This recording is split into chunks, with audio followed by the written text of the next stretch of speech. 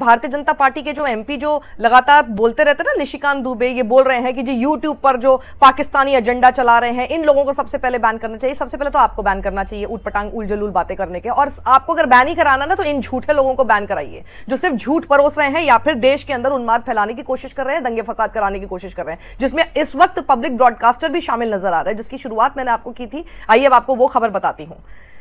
दूरदर्शन का ये एंकर है अशोक श्रीवास्तव, जो कि अपने शो का पूरा ट्वीट करता है, कार्यक्रम का एक छोटा सा टीजर ट्वीट करता है। भारत तैयार पर घर में छिपे कितने गद्दार।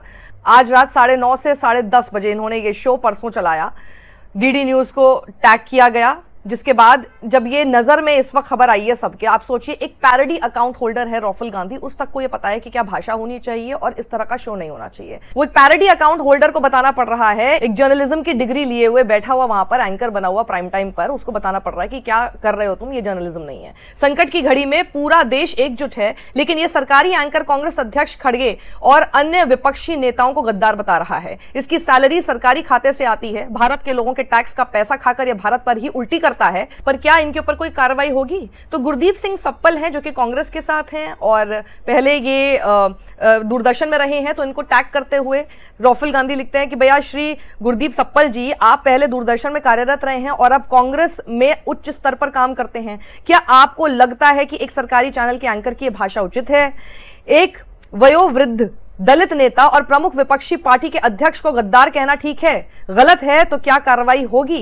गुरदीप सिंह सप्पल इसके जवाब में लिखते हैं कि यह मामला हम तक भी पहुंचा है, इस पर निश्चित ही कार्रवाई होगी। जिस वक्त पूरा देश एकजुट है, खड़गे जी, राहुल जी सहित पूरी कांग्रेस पार्टी और पूरा विपक्ष सेना के साथ और सरकार के साथ खड़ा है, ऐसे में सरकारी चैनल में काम करने वाला यह व्यक्ति और इसकी पूरी एडिटोरियल टीम किस एजेंडे के तहत एकता तोड़ने में लगी है? बिल्कुल ये एकता तोड़ने की बात है। ये किसके इशारे पर खेल रहे हैं? इस पर हम चुप नहीं रहने वाले हैं। कानूनी कार्रवाई और राजनीतिक जवाब दोनों मिलेंगे। तो बेसिकली गद्दार कौन है?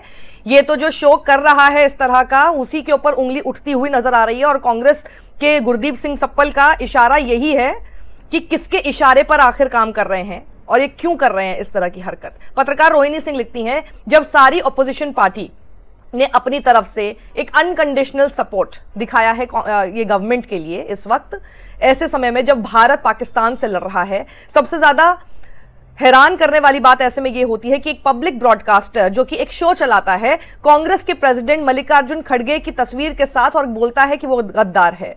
ये एक बहुत बड़े दलित लीडर हैं जिनको खुलेआम एक पब्लिक ब्रॉडकास्टर इस तरह से गाली दे रहा है, जो कि बेहद ही आपत्तिजनक है और बहुत ही डिस्गस्टिंग है। ये कैसे अलाउ किया जा रहा है? वो टैग करते हैं नवनीत सहगल को पूछने के लिए, और फिर पूछती हैं कांग्रेस आखिर इसके ऊपर चुप क्यों?